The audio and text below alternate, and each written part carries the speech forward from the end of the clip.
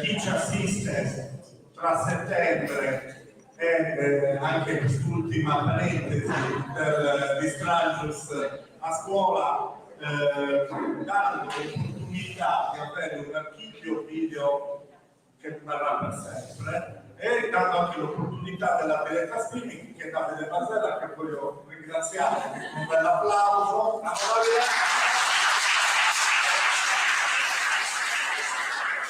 Veramente ci dà l'opportunità di fare queste dirette e di avere un archivio che poi rimane per sempre.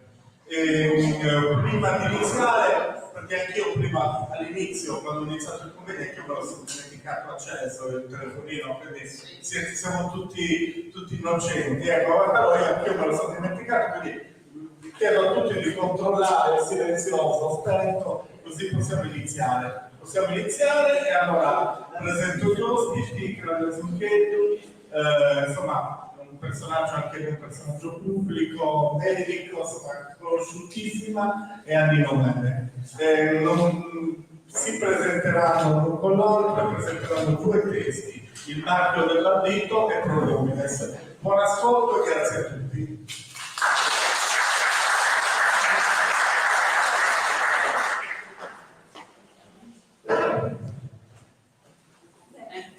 Possiamo cominciare? Si sente? Sì. Allora, io ho incontrato Annino Mele, tutti sapete chi è Annino Mele, è un ex bandito. Andiamo al mercato su Google, troviamo le descrizioni veloci perché il sistema questo ha voluto costruire. E con Annino, cammino facendo, poi ci siamo ritrovati lungo le piste dell'impegno civile. Le lotte sui diritti, noi qui in Sardegna stiamo portando avanti grandi battaglie per il diritto alla salute, ad esempio, per il diritto ad avere un ambiente non inquinato, contro il consumo del territorio. Tutti i giorni noi abbiamo delle grandi lotte.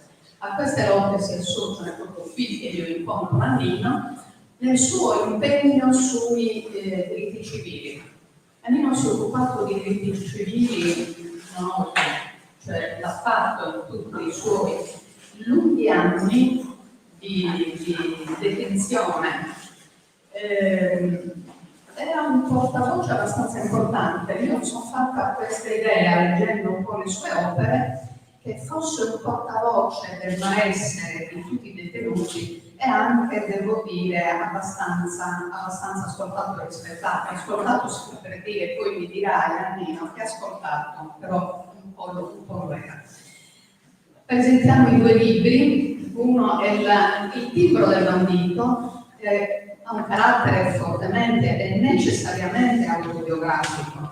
È un libro molto bello che si legge molto volentieri perché comunque tocca delle corde ancestrali noi sardi, perché lì noi troviamo tutte le nostre radici. Ma non è solo questo.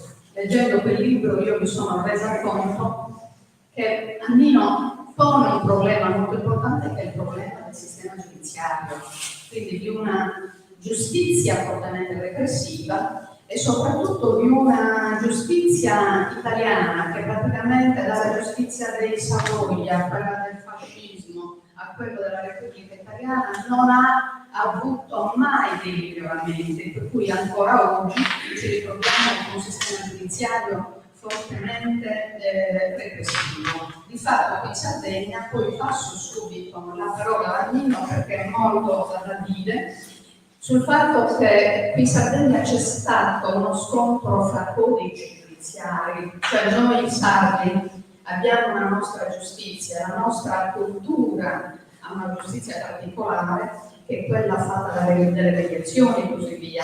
Il sistema giudiziario italiano tutto ha fatto per sradicare il nostro sistema culturale e che era quello, fra l'altro, legato all'imponente barbaricina e quindi ha colpito fortemente i nostri pastori.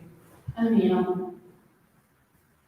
Il bandito deve essere necessariamente sardo, perché in Lombardia un assassino non c'entra nulla con gli assassini. Allora, un ladro, qualsiasi criminale ha un suo nome, questo è un rapitore, un rapinatore, eccetera, ma non c'è il concetto di bandito. Il concetto di bandito deve essere per forza salvo e se non esiste si costruisce. Avete 4 anni.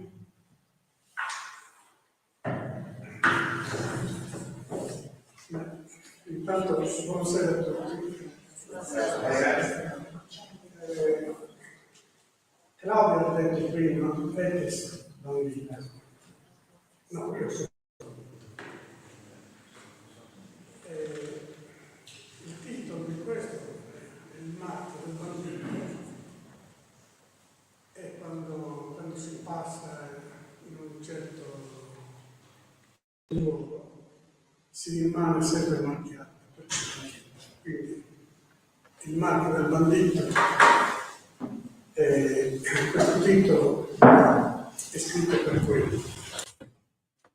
Poi mi pare giusto iniziare perché è nato questo libro, il primo libro, ma mi fermo con una piccola battuta, un po' anche ironica. Mi trovavo a Crotone, permesso premio dal carcere di Bollate per andare a presentare dei miei libri a Crotone. E quindi io, parlando come io solito, vado dritto sul punto, sulle cose, sulle esperienze carcerarie, eccetera. Una giornalista mi fa una domanda, mi dice: ma bene, lei è impermesso e usa questo linguaggio forte contro il sistema carcerario, eccetera. Ma non è che rischia di poter essere vicino all'andrangheta? Ho detto: guardi, stia tranquillo, lo comunichi anche agli altri. Io come andrangheta non c'entro niente, sono un bandito salvo. Bene, questo per dire che comunque il banditismo sardo non si è mai fatto coinvolgere con le storie esterne, sia con la mafia, sia con l'andrangheta, sia con la camorra. Come stavo dicendo, mi pare giusto iniziare, questo è stata una ristampa. Prima si chiamava, era titolato Il passo del disprezzo. Era sotto processo a Nuoro nell'89, si avvicina un giornalista austriaco. Questo dirigeva la televisione austriaca a Roma e la dovevano chiudere perché pare che non c'era più interesse per Vienna di mantenere questa televisione in Italia. E questo giornalista mi dice: meglio, le do un consiglio, scriva lei la sua storia, non la lasci scrivere ad altri, la scriva lei. Ho finito il processo, venne trasferito al carcere di Busto Arsizio, Varese, e lì ricevo un grossissimo pacco, macchine da scrivere, carta carbone, si usava la carta carbone, oggi non credo che si usi più. Non credi, sei al computer. Sì, Non si usa più. Io non so ancora questo computer, non lo so usare. E io ho cominciato a scrivere. E ho scritto la storia anche dei processi, che un po' è venuto un po' difficile perché non lo so, io sono ancora così, cioè raccontare, parlare dei processi credo che sia in generale per noi sardi un po' più difficile, cioè parlare dei propri processi. Si cerca di lasciare correre, comunque non è piacevole parlare, entrare dentro le dinamiche processuali. E infatti qui io parto da quando sono ragazzo, cioè è una autobiografia, parto dall'età di 4 anni, perché la mia prima vita è venuta a 4 anni, 4-5 anni, e poi via via fino all'ergastolo per duplice omicidio. A 4 anni, come diceva Claudia, ha avuto il mio primo inizio di latitanza, dovuto a un particolare di ragazzino che ha memorizzato l'arresto del padre per una strage. Io ho assistito all'arresto di mio padre e quindi ho memorizzato in quel momento le facce delle squadriglie che sono composte con tanto di fermi di campagna. E come si usa in Sardegna, e comunque io parlo di Mauriala, a uccidere il maiale. Quando si ammassava il maiale veniva un dozziere con un carabiniere, un attentato, un carabiniere semplice. E guarda caso c'era proprio uno di questi attentati che non ha arrestato mio padre. Un mio zio mi dice: vai da tua madre e fatti dare un po' di sale, perché quando si uccide il maiale si mangia il fegato crudo, quindi un po' di sale ci voleva. E trovo questo appuntato con il pezzo di fegato che se lo stava mangiando. E a me, insomma, ho esclamato, ho detto: ma non è vero, arresta Zababbo, giusto si chiamava sicuro. Cioè, non è paura che questo appuntato si stesse mangiando il maiale. Era la provvista dell'anno, insomma. Ho preso una pietra e gliel'ho lanciata. L'ho lanciata e ho fatto un bel taglio nel sopracciglio. È un taglio permanente di questo appuntato che poi si è sposato anche con mia. Comunque io in quel momento scappo, terrorizzato da quello che ho fatto, e vado a nascondermi in una cassapanca dove c'erano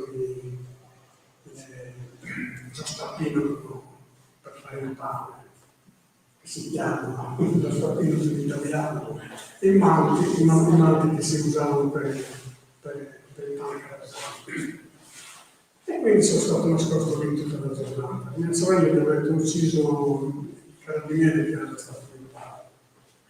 Lì mi ha nascosto, mi poteva mangiare, la sera mia madre mi ha scoperto dove ero. Questa è stata la mia prima militanza. Un po' di voce, Un po' di voce. Quella è stata la mia prima militanza. Quindi anche una mia prima vita, e poi ho avuto la seconda vita che ha avuto, mi ha portato verso il carcere, eccetera. E di carcere certo ne ho fatto abbastanza, credo, che insomma, ho fatto 31 anni senza uscire niente. Comunque, dopo questo libro, tutti gli altri libri non racconto di processi, non racconto niente, racconto delle istituzioni, della situazione carceraria, delle leggi, non leggi, delle torture che avvengono, delle situazioni disastrose, eccetera. E ogni libro racconta la sua parte della nostra situazione. E quindi questo è stato il primo incontro. Io, come diceva Claudia, è vero, soltanto da raccontare per il carcere, piuttosto le ho scritte, le ho pagato tantissimo, perché scrivere e criticare fortemente l'istituzione carceraria non è facile, quindi se ne pagano le conseguenze. Io le ho pagate, comunque, come ho scritto in un libro, dal primo momento del mio arresto, io ho indossato la corazza, come la Chiedo scusa, può parlare con l'altro microfono? Quello è... Sì? Aspetta. Con questo si sente meglio. Cosa aspetta? Ora come fai? Adesso ricominciamo da capo.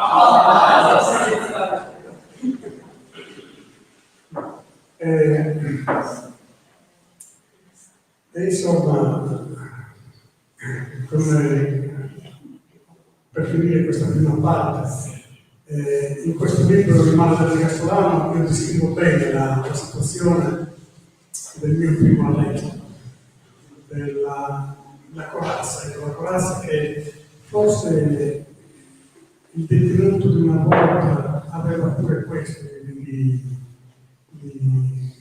aveva questa capacità di sopportare, di capire di essere dentro una situazione di cui doveva immagazzinare coraggio e forza. Diverso quello di oggi, ma questo lo affronterò un po' più avanti. Le generazioni degli ultimi anni, secondo me, in carcere non dovrebbero neanche andare. Non perché le generazioni prima potevano entrare in carcere, per carità, però eravamo più preparati, secondo me. Forse anche la situazione è diversa, anche io faccio riferimento alla tossicodipendenza, quindi è veramente gravissima la situazione di oggi. Poi entrerò meglio nello specifico, perché io considero la eliminazione del carcere per queste generazioni che dovrebbero passare da una gestione diversa, no? dalla cella, dalla disperazione, dall'orientamento totale. Questi ragazzi appena entrano, il giorno stesso sono in infermeria, non c'è la corazza che voi ci organizzavamo, la corazza di sopportare isolamenti, mesi di isolamento, anche anni. Giorno di oggi c'è l'autolesionismo, c'è il suicidio, c'è traccia. Vorrei chiederti una percezione che in tutti gli anni della detenzione, proprio rispetto alla corazza che tu racconti, che fossi poco portato a difenderti, ma lo facevi per come atto di prepotenza, o di rassegnazione, non ti difendevi perché sapevi che tu potevi essere incolpato di qualsiasi reato, fosse esso vero, fosse esso falso. Per cui a distanza di tanti decenni arriviamo alla conclusione che tu hai pagato tutto lo Stato, hai pagato il dovuto, ma anche molto per non dovuto. Ma tu prendevi posizione per difenderti, cercavi di difenderti rispetto alla giustizia quando ti accusavano. Io ho preso posizione per il caso che una volta a Sassari non ho ricusato il Presidente per rispetto dei miei imputati e quindi me ne sono tornato in carcere e ho detto per me il processo è finito e infatti sono arrivati all'ergastolo. Mentre invece a Cagliari all'appello ho preso un'altra posizione. Il Presidente la prima cosa che mi ha detto è se avevo qualcosa contro la Corte. Ho detto no, ho fiducia nella giustizia e quindi credo che io debba rispondere o comunque affrontare il processo diverso da quello che è stato a Sassari. E a Cagliari sono stato assolto per il 15, quindi dell'ergastolo. E poi dopo sono venute situazioni particolari, sono uscito latitante e e quando si era abitanti avevano delle accuse perché quel conflitto erano abitanti. Io sinceramente dopo mi sono più difeso, partecipavo ai processi ma non mi sono mai difeso. Avevo un processo in corso e in quel processo ero per il sequestro dove ero comunque anche aver confesso, comunque trovato in possesso di prove schiaccianti. Sembra che strano quello. Il pubblico ministero mi chiese la condanna con le attenuanti. Le attenuanti si chiedono a un censurato, una persona che io ormai avevo già dei precedenti. Le attenuanti riguardavano il buon trattamento agli ostaggio. Poi il Presidente giustamente ha chiesto una condanna più severa. Questo per dire le differenze e anche le problematiche che si incontrano durante i processi. Io a un certo punto non avevo più fiducia sulla giustizia, nel modo che assoluto. C'è stato un magistrato a Cagliari che mi aveva scaricato un mandato di cattura e contemporaneamente uno a Milano. Questo di Cagliari insisteva, diceva me è in Sardegna, non può essere a Milano.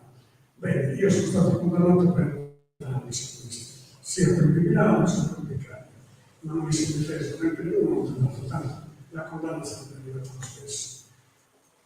Ok, come ho detto all'inizio, io non voglio parlare dei miei processi perché sono veramente difficili, però resta il mio malessere sulla giustizia, cioè io credo che una giustizia penale che sia arrivata al punto anche del suo fallimento. Io credo a un fallimento delle carceri e lo dimostrano ormai da anni che le carceri è un istituto fallito completamente, cioè non rende per quello che esige. Non è vero che può esserci rieducazione, non è vero che può essere reinserimento, assolutamente niente. Sono un apparato repressivo e da questa repressione noi non ne veniamo fuori, anzi stiamo andando a peggiorare giorno dopo giorno.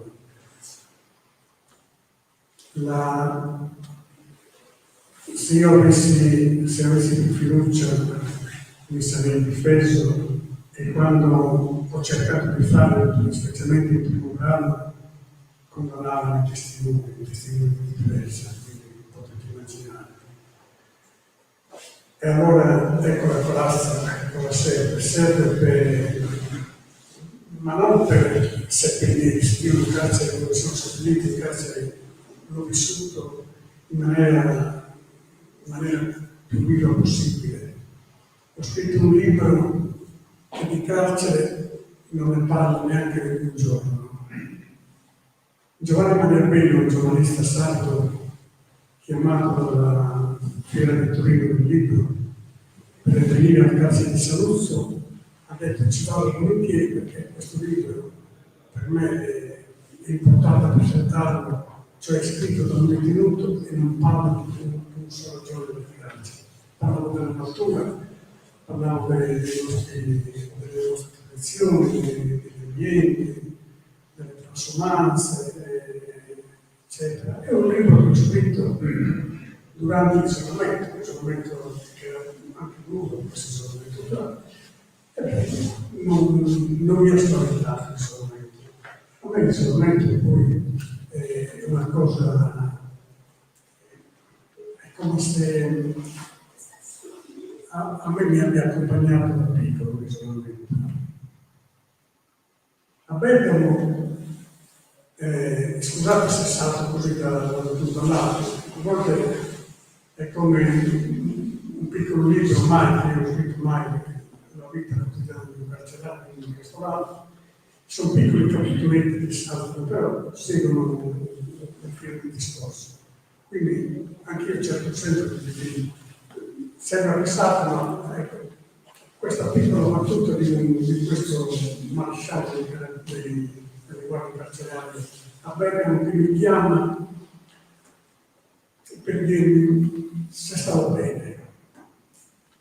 Ho detto perché non dovrei stare bene. Dice, ma lei è un mese che in isolamento e non ricevo nessun segnale, nessuna richiesta, nessuna. È praticamente delle richieste. Devo fare l'isolamento io, non so quanto tempo devo fare, devo fare un anno, 2 anni. Che richieste mi richiede? E dice, guarda, perché qua, appena uno viene arrestato, il giorno dopo ce l'abbiamo qua a mettersi di qua, guarda, stia tranquillo, sai per quello non mi lamento dell'isolamento, sto meglio io, sto bene, l'isolamento non mi fa paura, so che lo devo affrontare. E quindi non mi ha fatto paura neanche quando per 23 anni io sono stato privato di rientrare in Sardegna, avevo il divieto di rientrare in Sardegna. Per 30 anni sono stato nelle carceri speciali. Io potevo chiedere 30 anni i benefici, oddio, da 26 anni. Ho aspettato fino a 31 anni, perché il mio ergastolo non era ostativo. Ostativi erano i reati di sequestro. Quindi 30 anni. Ne ho fatto 30 più 1. A quel momento ho chiesto i benefici, ho chiesto la condizionale, un'istanza che ho fatto io personalmente,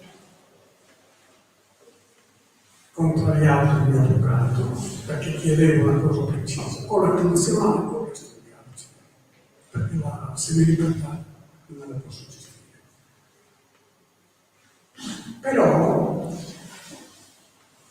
io già da allora seguivo un attimo questa sulla giustizia riparativa. La giustizia riparativa, per come la intendevo io, e già da allora ero critico su come veniva impostata, con termini da me non condivisibili.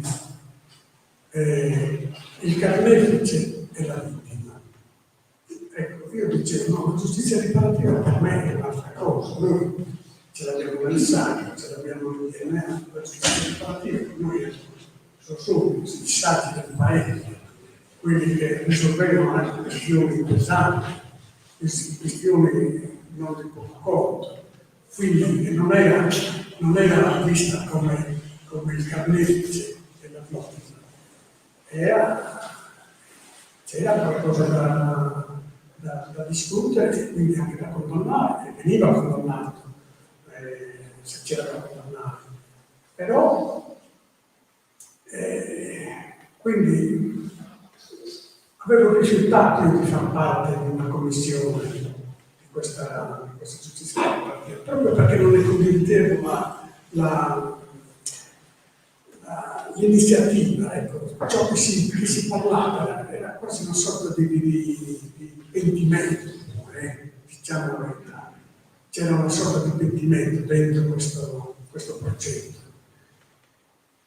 E quindi nella riparazione, secondo me, era intesa come alcuni finisce una pena, o comunque la sta per finire, e chiede un beneficio, deve dare qualcosa, qualche contributo al tessuto sociale, alla società, eccetera. Io nell'istanza avevo chiesto di fare un anno di volontariato in una comunità di tossicodipendenti.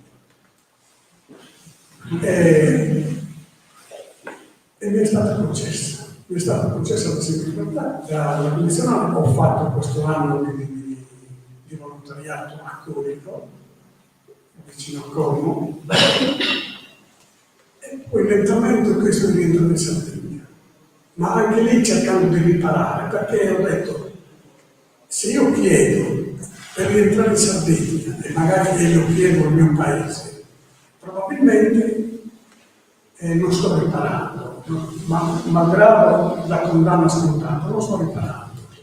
E ho chiesto da poter fare del volontariato della primavera, ad onori da un certo signore di Arezzo, oppure da una signora vicino a Cagliari, dove era disposta di accogliermi, di ospitarmi, e io potevo continuare la campagna, un reddito.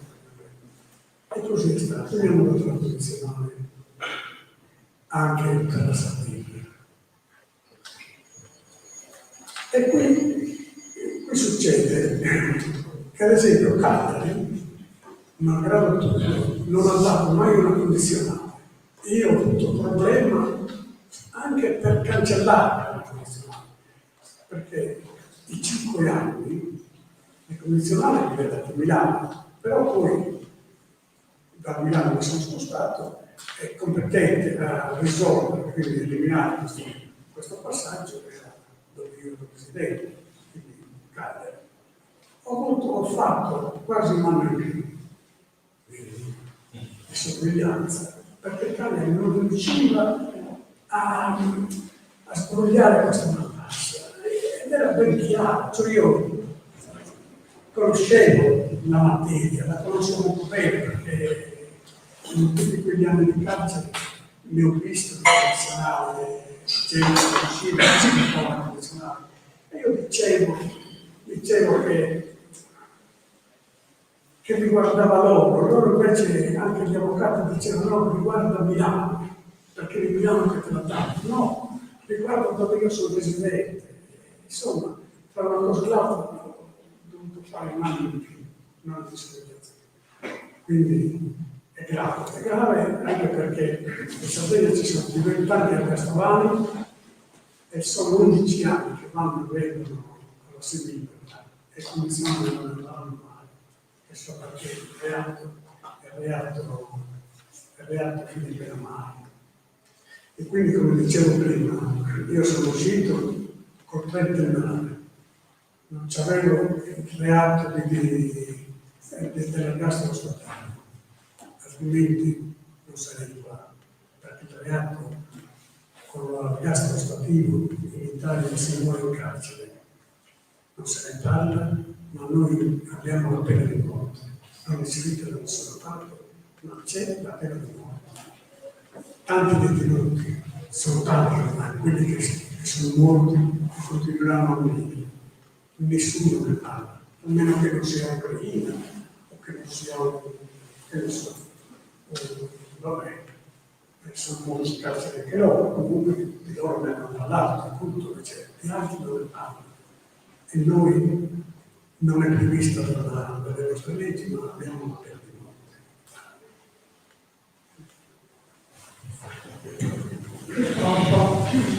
Purtroppo è così.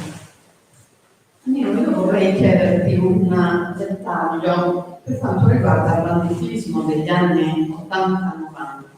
È stato un banditismo molto solitario, cioè abbiamo avuto dei casi proprio singoli, non ci sono state proprio delle grandi manifestazioni di ribellione. La tua è stata una ribellione molto singola a tutto il sistema. Quegli anni coincidevano molto anche, a partire dagli anni 60, con l'industrializzazione, quindi con l'importazione in Sardegna del petrolchimico e con la militarizzazione di ampi territori sardi, che era il tentativo proprio di cambiare i connotati alla cultura sarda.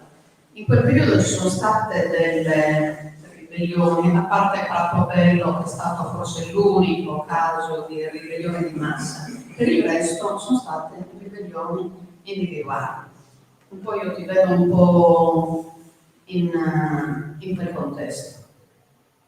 C'è stata la ribellione perché l'attacco alla società barbaricina è stata molto forte da parte della giustizia italiana, era molto insistente. Ad esempio, anche sul fatto dei rapimenti. Quando una famiglia parigina veniva colpita dalla giustizia con un arresto, 2 arresti, e cominciava a pesare molto anche sull'economia della famiglia, perché comunque bisognava avere soldi poi per la difesa. Quanto ha influito questo sul fenomeno dei rapimenti nella nostra terra?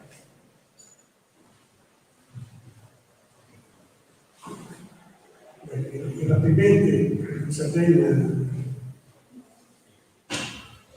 nascono nel 1900. Sì, perché erano delle più vecchi. Il vecchio banditismo sardo aveva una sua identità, purtroppo non riconosciuta dagli antropologi, perché il bandito sardo, almeno fino agli anni 60, non era un bandito che si arrendeva. Il bandito sardo moriva povero dentro cespugli, incendiati. C'è stato un senatore del Partito Comunista, forse non c'è neanche più, fino all'Archi, mi pare, si chiama, fino all'Archi, che faceva parte dell'antimafia. Questo anni fa ho letto un suo intervento facendo qui in Sardegna una presentazione di un suo libro ed è una cosa che noi ne parlavamo sempre di questo problema qua. E questo ha avuto il coraggio, comunque anche la serietà di affermare, in particolare che pochi in Sardegna lo hanno messo in luce. Cioè la mafia in Sardegna non c'è grazie ai banditi, al bandito sardo. Il bandito sardo non si collegava con l'esterno, non si collegava, restava per solo, cioè il sardo era per conto suo. Anche se queste persone, almeno fino agli anni 70, 60, erano fatte da persone sarde, non c'erano persone fuori. La devianza che allora, se vogliamo chiamarla così, era locale, era del territorio, non si mischiava con gli altri. Un altro punto che io ho trovato su una relazione scritta dal giudice di sorveglianza di Milano, dottoressa Cossia, e quando io gli ho chiesto per il primo permesso, lei lo esamina la mia situazione e dice: io do il permesso che non gli posso chiedere il 54 perché il 54 è il pentimento, non glielo posso chiedere dopo tutti questi anni. E poi viene da un tipo di reato specifico dei saldi che si riuniscono, compiono il reato di ognuno, ma per tutto non c'è associazione, non c'è un reato fatto per associarsi, per ingrandire noi. Quindi non è mafia, l'ha scritto proprio in questa relazione. Non è mafia, non è indrangheta, non è camorra. E io gli do il permesso. Guardate, è difficile trovare qui in Sardegna un magistrato che possa scrivere una pagina di questo tipo. Il coraggio non è salva, è di fuori. Quindi per dire che forse, ecco come ho accennato prima, qualcosa di più gli antropologi potevano accennare sul passaggio di un certo periodo. E poi è ovvio, il piano di rinascita della Sardegna nasce con un po' di imbroglio tra repressione e imbroglio lavorativo, le fabbriche di Ottana, e tutto è stato strumentalizzato per la lotta contro il banditismo, per debellare i servizi di persona. Quindi uno studio fatto da spopolare gli ofili, in modo che gli abitanti non avessero più l'appoggio dei pastori, perché i pastori erano considerati quelli che favorivano i banditi, quindi favorivano l'incremento di sequestro di persone. Alla fine è stato un disastro, cioè molti pastori si sono liberati da cristiani, sono portati, abbiamo sappiamo che fine ha fatto, e hanno perso il capo, come si dice dire. Sì, i tentativi repressivi in Sardegna sono stati molteplici, usando appunto il banditismo. Oggi non c'è più il banditismo, non c'è più il banditismo, però dopo c'è stata una grande operazione marchiata mafia. È arrivata la mafia in Sardegna. Sì, da quella storia. È arrivata la mafia in Sardegna. Che dice se esiste, se c'è, se no, non credo.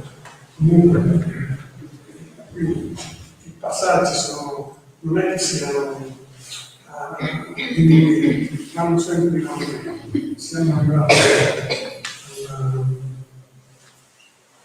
come si dice,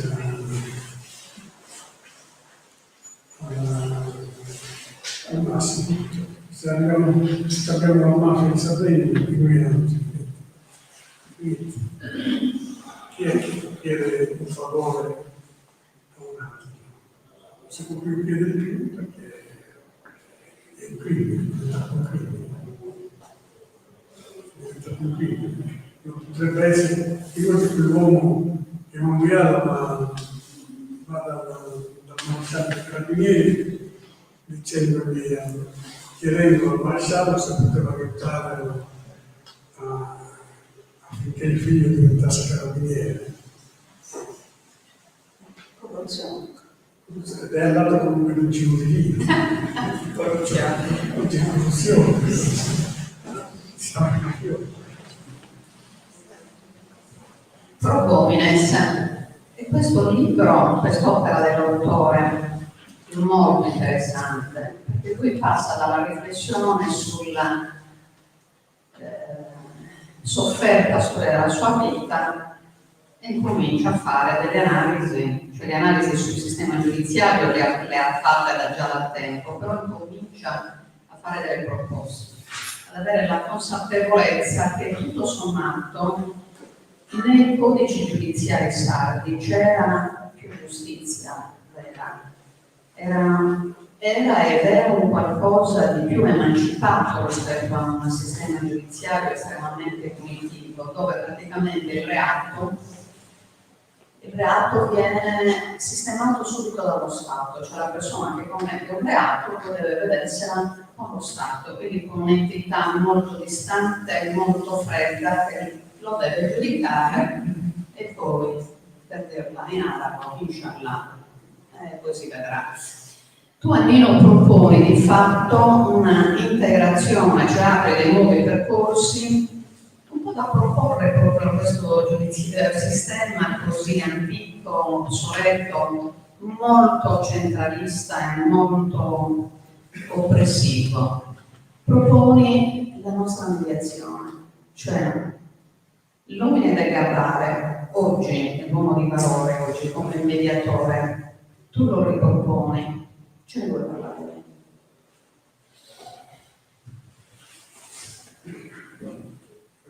Secondo me sono le comunità che devono riprendersi ciò che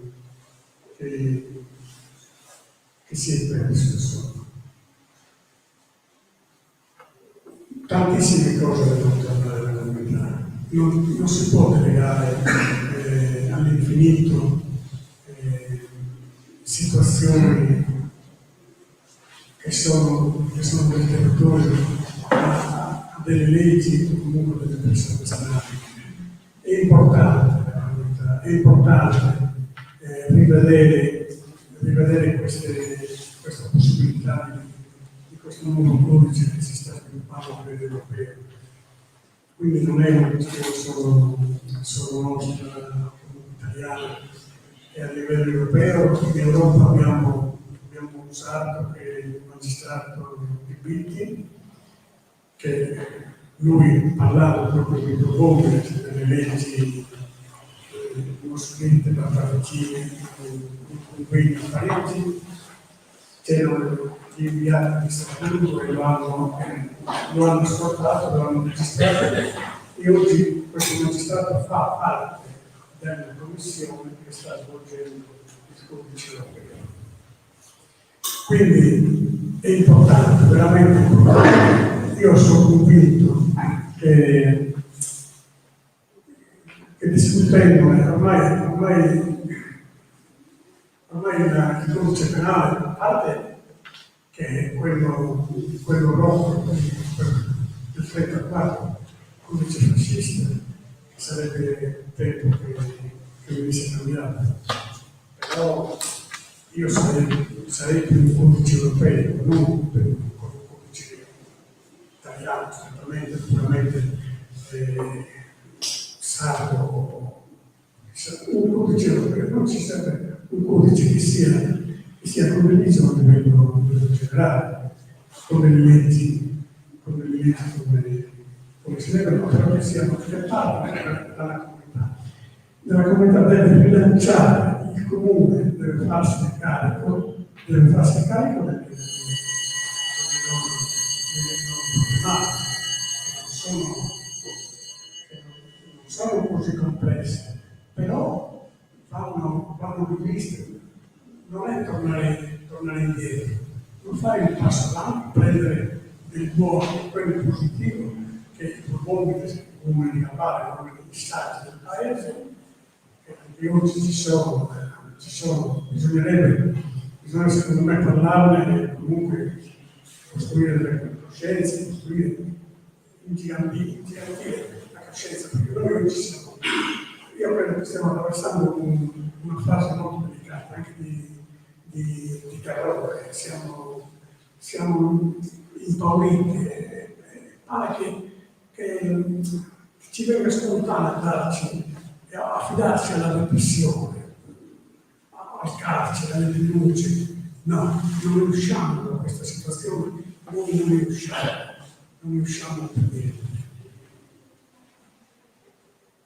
Abbiamo dei reati molto diversi da quelli che si parlava negli anni 60, 70, eccetera. Abbiamo dei reati diversi. Come riusciamo a fare questi reati? Una volta le comunità si gestivano questi problemi anche tra marito e moglie. Era raro. Oggi c'è il femminicidio, allora è difficile che un uomo ammazzasse la sua magari la maltrattava, ma il vicinato interveniva.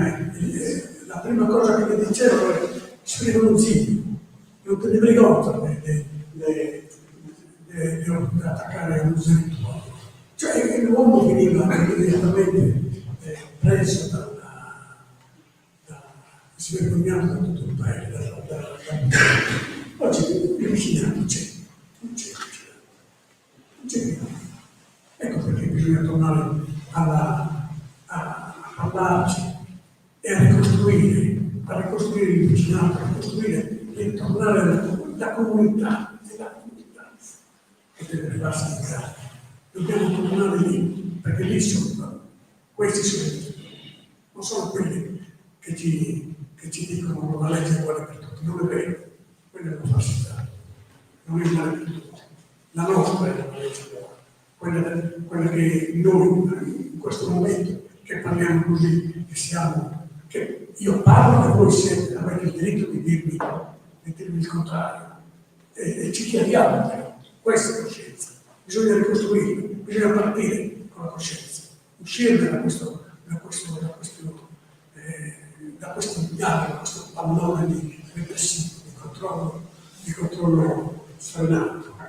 Dobbiamo eliminare il femminicidio, come abbiamo, dando l'ergastolo, mandando la gente in carcere, non si risolve, è una questione di educazione, è una questione che si deve ripartire dalle famiglie, dalla scuola,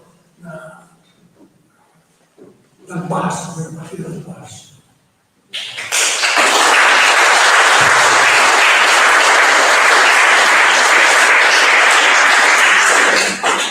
Sì, pro homines, in effetti tu rilanci la necessità di creare, di ristrutturare il comunitarismo e quindi avere il potere alla base anche degli nostri enti locali. Più passa il tempo, più i poteri si centralizzano, più le comunità perdono.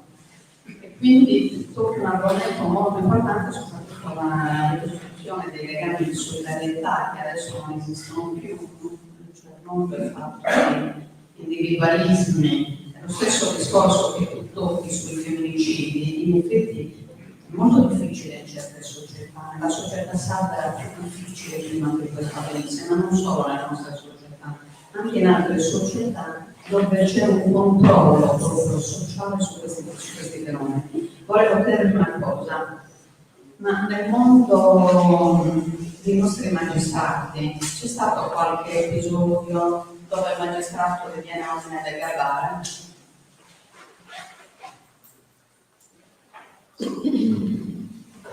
Omettendolo e ufficialmente si omette, ma nella pratica magistrati che hanno conosciuto il sistema giudiziario nostro, cioè la nostra tradizione, e che ha apprezzato ad esempio il processo di mediazione.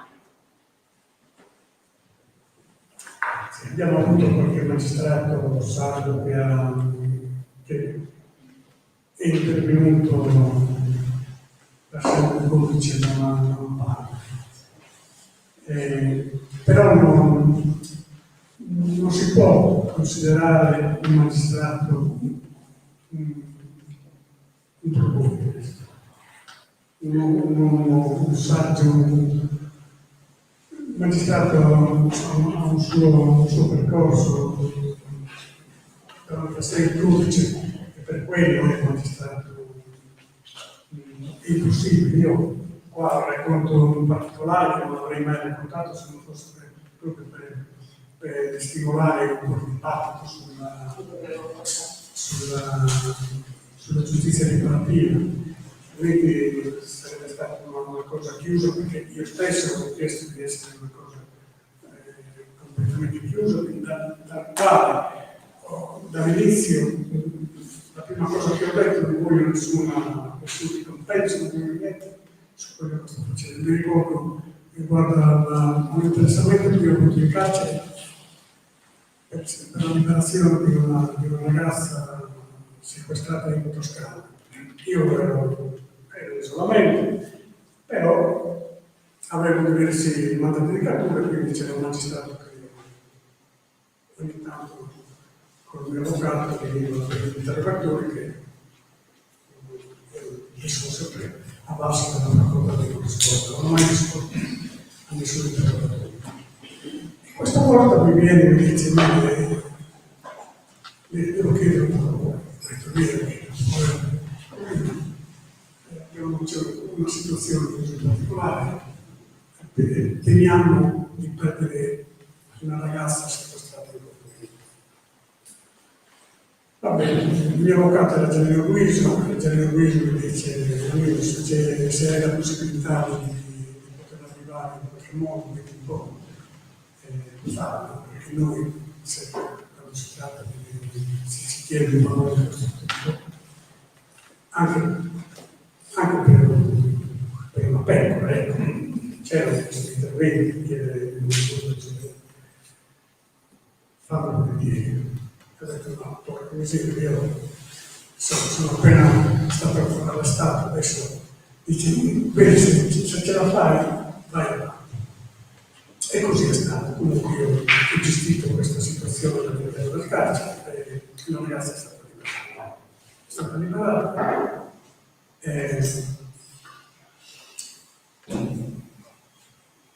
E quindi oggi io riprendo questo discorso perché il magistrato come diceva Claudia, ci sono i magistrati che si rivolgono in questa maniera, ce ne sono stati tantissimi e ce ne saranno sempre tantissimi. Però considerarli uomini di capo, assolutamente no. Loro sono magistrati, fanno pure questi interventi così, lasciano il codice da una parte, però questo è il codice. In quel momento non sono loro che intervengono per sistemare una situazione, è gli intermediari, in questo caso degli avvocati, e poi c'è la persona interessata. Questo è nel libro scritto, è stato il giudice di Lombardi che mi aveva fatto questa proposta, e questa proposta è stata risolta nei migliori. La sequestrata era una ragazza qua, si chiamava Sicchiano, Estela Delitto, sequestrata nel ospedale,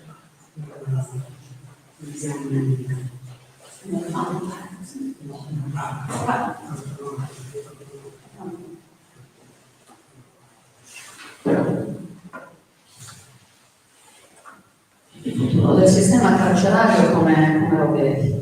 Cioè queste carceri, siccome la tendenza è quella di investire in nuove carceri, dato il problema del sovraffollamento, del grande malessere che c'è all'interno del sistema carcerario, le istituzioni come soluzione propongono ancora la costruzione di nuove carceri.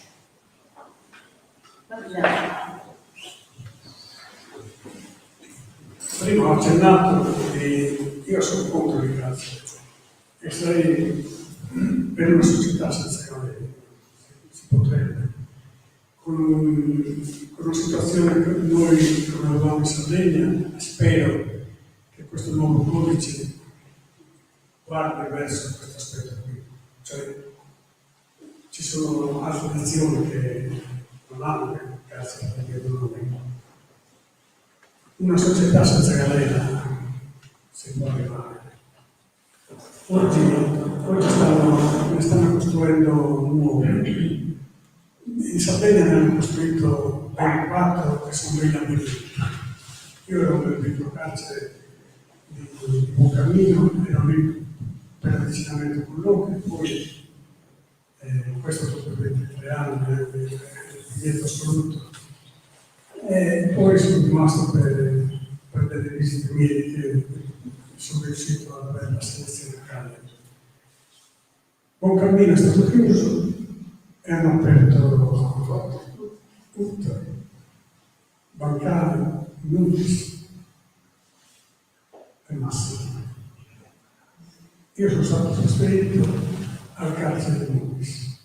Nudis, Salvi, ero io e altri due. Non accettavano Salvi per carcere, erano tutti pugliesi, siciliani e calabresi. Una cosa pazzesca. Tutti in tutti.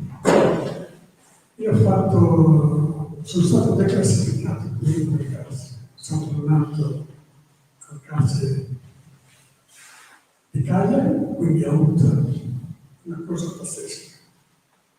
Una cosa inspiegabile, un labirinto, una tristezza enorme, ragazzi completamente disorientati, una repressione dentro quel carcere incredibile, fuori dalla norma. C'era il biglietto di acquistare la famiglia, c'erano le celle aperte perché l'Europa ci aveva condannati per il sovraffollamento, le celle aperte, ma non si poteva passeggiare nei corridoi, dalla cella alla sala giù, giocavano di biliardo, o a carte, eccetera. Ma se tu mi apri la cella, io questo non c'è, quindi cammini, no? Io camminavo nel corridoio e mi sentivo, perché poi era organizzato, tornavo a tomba, ci telefonavano, poi vado a parlare di gemelli, torno in cella, guardo una stretta lì. Da quella tua non il carcere non mi ha piegato, però non è che andavo fuori di testa, mi piaceva fare anche delle cose, delle iniziative propositive, ma non sopportavo questi soprusi, perché quello era un sopruso, era un oltraggio che ti veniva imposto. Mi apri la cella, e poi quando mi si diventava, pretendevano che io non si cancella. Anche lì avevo uno scopo, io dicevo, ma scusate, ma se io prendo per esempio, lei si dovrebbe offendere perché sto rubando il lavoro. Io che faccio? Io una cella, semmai la apro, non la chiudo. Queste piccolezze sembrano cose da niente, però nel quotidiano, anche quelle sono torture. E non è solo il fatto che uno per qualsiasi cosa debba chiedere all'avvocato, alla guardia, vado per la doccia, naturalmente mi può mandare a prendere quella faccenda, sulla tavolina, quella classica tenuta, per tutte le cose, per ogni cosa il punto è zero. Qualsiasi minima cosa deve essere sempre chiesta. Questo dice lungo, appunto, la realtà carceraria. Se questa emergenza, se questa cultura del carcere, come facciamo a cancellare? È impossibile, cioè è impossibile, nel senso che è un po', io a volte lo dico questo, noi ci stiamo spingendo sempre più verso la società controllata da uno stato di polizia. Sembrano pesanti queste parole, non è così, si controllano ormai su tutte le cose, cosa si sa? Abbiamo il telefono, noi lo compriamo perché poi ne paghiamo mensilmente, non è nostro il telefono, no, a noi ci serve se non sta, lo ascolta chiunque, noi non abbiamo più nulla, noi siamo liberi. Figuratevi quelli dentro il carcere. Dentro il carcere, io non ho detto prima, no, il carcere oggi l'80% sono tossicodipendenti, l'80% dei detenuti.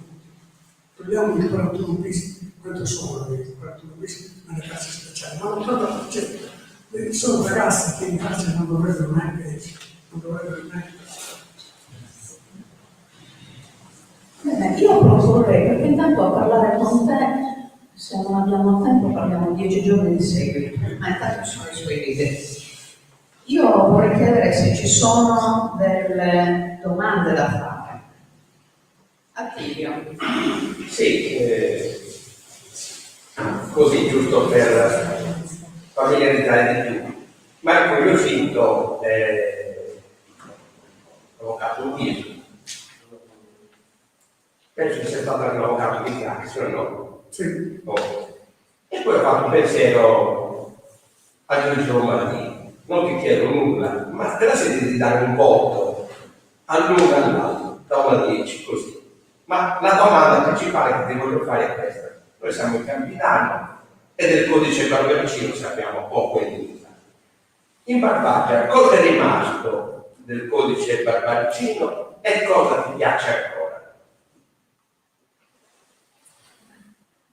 Io penso che sia rimasto ancora qualcosa, ma io non mi riferisco solo alla Barbagia, io mi riferisco alla Sardegna, non sono sono sardi, mi sentono sardi, sono di Mauriano, mi sento Saramana, mi sento, cioè in Sardegna, perché anche voi qui avete, anche se non siete della Barbagia, avete delle tradizioni, delle usanze, e credo che piace anche a voi, ecco, che queste possano rimanere, possano continuare nelle future generazioni, insomma. E questo è importante. Io credo che comunque comunque qualcosa è rimasta in tutti noi, è rimasta. L'importante è ricordarcene, caspita, ricordarcene e comunque cercare di metterle in pratica, di rimuoverle, e comunque anche trasmetterle alle nuove generazioni, perché hanno necessità delle nuove generazioni di queste cose qui. Noi gliele dobbiamo comunicare, dobbiamo avere anche, cercare di avere il tempo. È questo che a volte a me mi dà l'impressione che noi non abbiamo più tempo di parlare, come se di parlare non siamo ormai più, cioè non c'è più tempo. Io quando sono uscito la prima volta in permesso pensavo che stessi sognando, comunque ero, in ogni caso fuori dalla realtà, ho avuto dei problemi, io anche a camminare, dopo 31 anni sembra poco, però si ha un problema, si ha quasi la sensazione di essere presi per mano. Quando vedevo le persone camminare e parlare da soli, dicevo, ma cosa sta succedendo?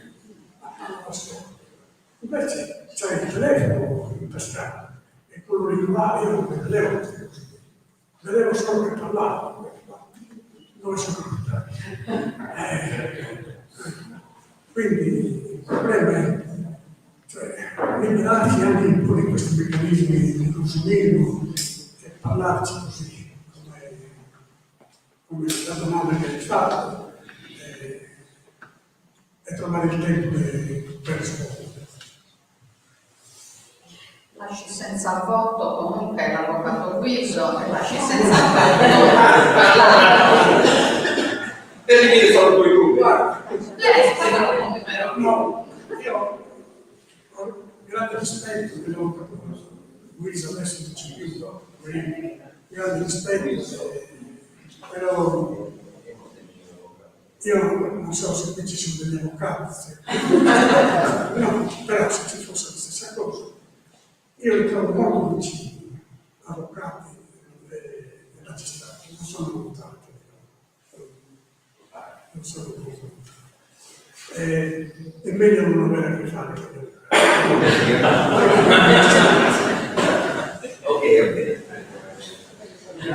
Ci sono altre domande o curiosità? Devo fare un'osservazione, non molto d'accordo sul discorso sul comunitarismo e bisognerebbe anche recuperare dei testi importanti che sono stati scritti, neanche troppo lontani da alcuni intellettuali sardi, Eliseo Spiga. per esempio Eliseo con Francisco Masa e Placido che diciamo, quello è stato, e quello dovrebbe essere anche per chi non lo condivide, però letto e conosciuto, almeno qua, perché quello fa parte davvero, come stava dicendo lei, della Sardegna, non solo della Barbagia, non solo del Campidano, non solo di una microzona, perché qua c'è una comunità. Il problema è che oggi parliamo di comunità senza che ci sia davvero una comunità. Non è che siamo cittadini di un comune e in automatico siamo una comunità. Invece succede questo nella comunicazione spirituale che ci facciamo tra di noi o che ci facciamo anche a livello alto, istituzionale o giornalistico.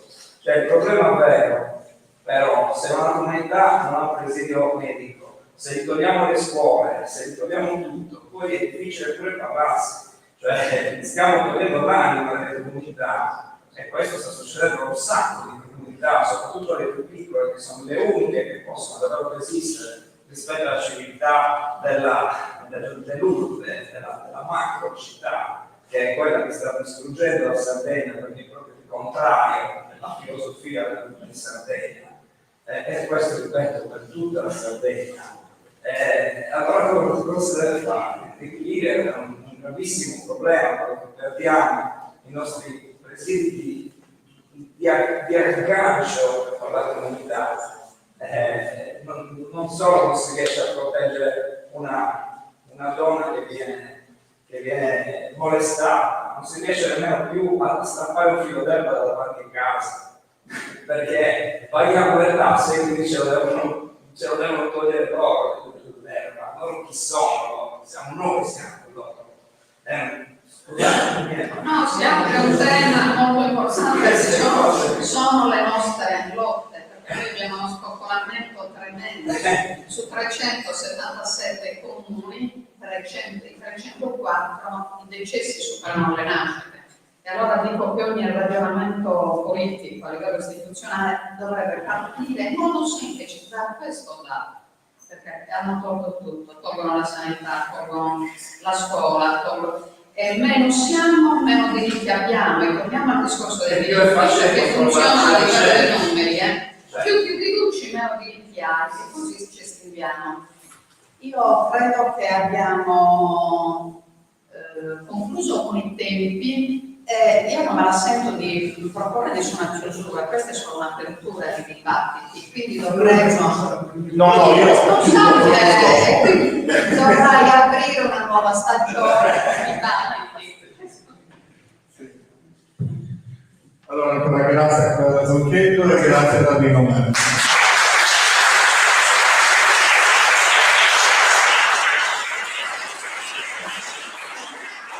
Grazie a voi per l'attenzione, la disponibilità, l'ascolto. In tutti questi giorni abbiamo iniziato da settembre, abbiamo proseguito con un festival a scuola che doveva durare 3 giorni, che invece poi è durato 10 giorni. La responsabile della comunicazione è molto risentita, ma felice del risultato. E il risultato è questo.